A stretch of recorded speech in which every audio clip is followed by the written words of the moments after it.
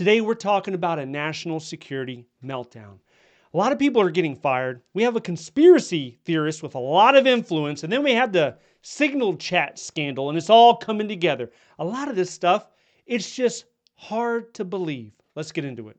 2 days into President Trump's second term, National Security Advisor Mike Waltz sidelined 160 National Security Council aides. This doesn't mean that they were fired.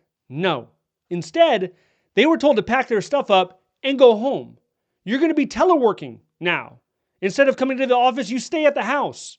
Now, this goes completely against the president's policy for returning to the office.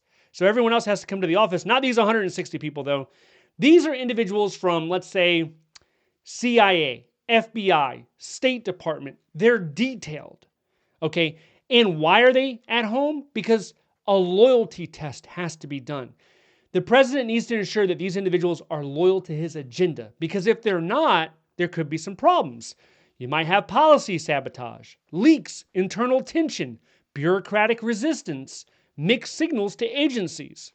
Okay, the next month, which is February, the president fires the top general of the military and a lot of military lawyers. Then in March, he cuts the Justice Department's National Security Division, firing at least 3 senior leaders.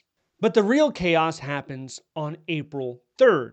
On April 3rd, he decides to fire the top 2 people in the NSA, the National Security Agency. That's Director General Howe and Deputy Noble.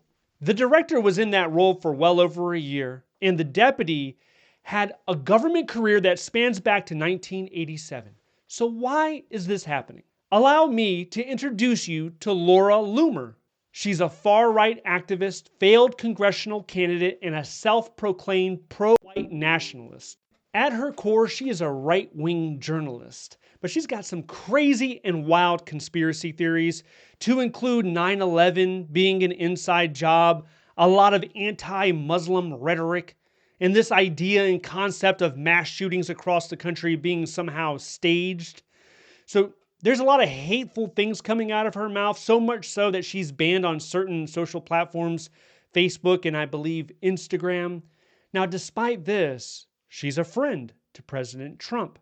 She joined him, in fact, last year during the 9/11 memorial service. Well, on April 2nd, she met with Trump in the Oval Office, reportedly complaining about disloyal security folks. Hours later, the NSC loses at least 3 people, to include the intelligence director, and Loomer doesn't sit back. She celebrates. She went ahead and jumped online to post. Thank you, President Trump, for firing these Biden holdovers. NSA's Tim Howe and Wendy Noble were disloyal. No proofs, no specifics, just a general feeling of them being disloyal. And maybe it's because they were Biden appointees. But these people, they were serving the government long before President Biden came into office. So maybe it's not about Biden. Maybe it's about her. And President Trump, he acknowledged her influence. He said recently, Loomer's a patriot. I take her recommendations seriously. This is the President of the United States being influenced on matters of national security from a certified conspiracy theorist. Why? Are there no other people around?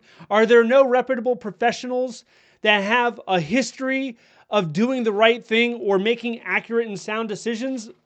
Are we just at the bottom of the barrel and we're just accepting everyone? Well, one idea is Loomer is influential.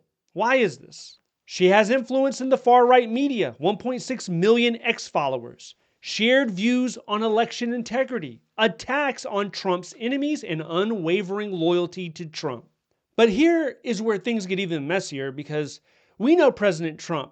He's a guy that's not afraid to fire somebody. That's pretty much his trademark phrase. He says it, you're fired. He even criticized President Biden for not firing enough when people make mistakes. Well, there was a screw-up recently, the Signal chat scandal. If you're not familiar, Signal is an application that you can download on your phone, whether you have an iPhone or an Android, doesn't matter. It's free. It's kind of like WhatsApp, except there's like an additional layer of encryption that you can put on there, but anybody can download it. So you had a journalist from The Atlantic, which is a publication. He was included in one of these group chats where they were discussing the Yemen airstrike.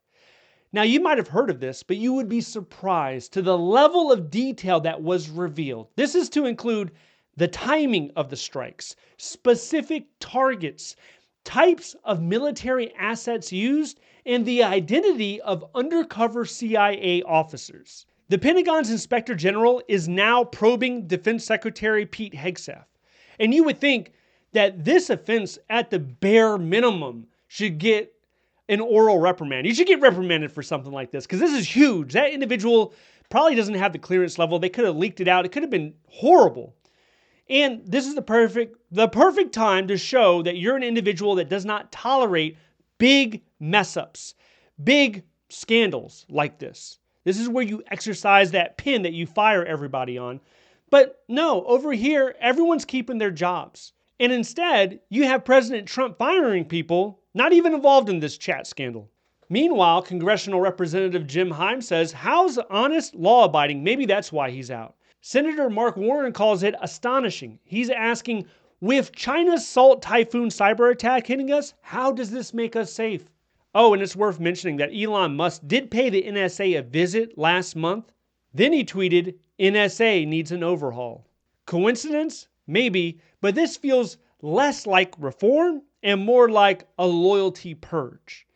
Now, the National Security Agency, the NSA, is an important agency to the security of our country when you're looking at international affairs, right? There's 30,000 people that work there. They are generally safe when it comes to reduction in force. Rifts are hitting a lot of agencies. NSA, we haven't heard much about it. Chances are it's not going to hit them that hard. But over there, it's surprising that half of their workforce, they're eligible to retire. 15,000 people over there could retire tomorrow and receive full benefits. Now, why do we need the NSA? Well, a few reasons, really.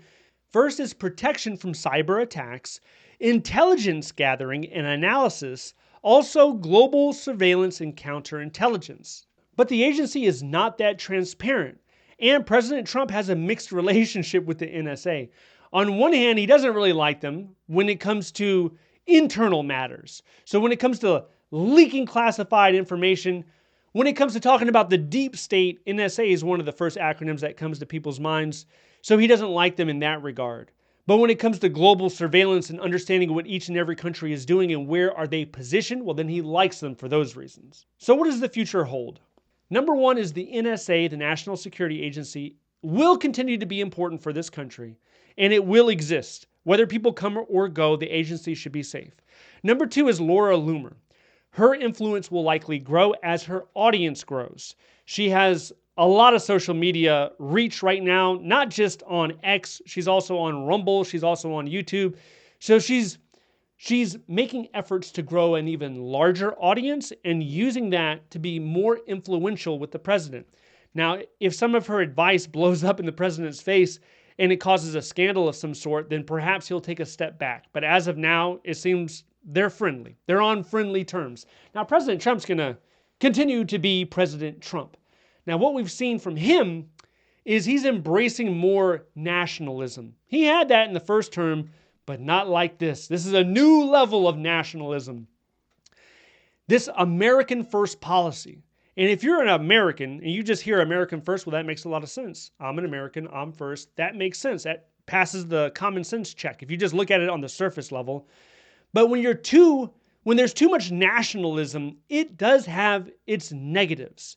It has its negatives with trade wars. And that's kind of what we're in right now. And the stock market has been taking a beating over the last few days. And we don't know how this is going to play out in the long term. And that's the same that could be said with most of President Trump's policies. We're seeing the immediate reaction to it, but is it going to look like this next year? What happens next year?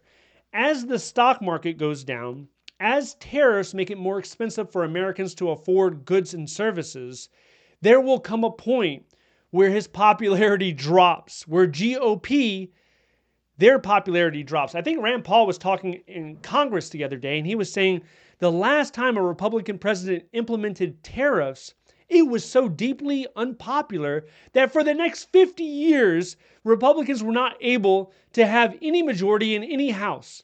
That's how long they suffered because of ill-advised tariffs.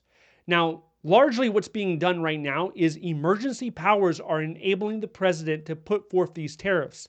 So we're going to have to see how that goes too. If the economy does end up taking a hit, then it looks more likely that the Democrats will be able to regain power in the House of Representatives during the midterm coming up next November 2026.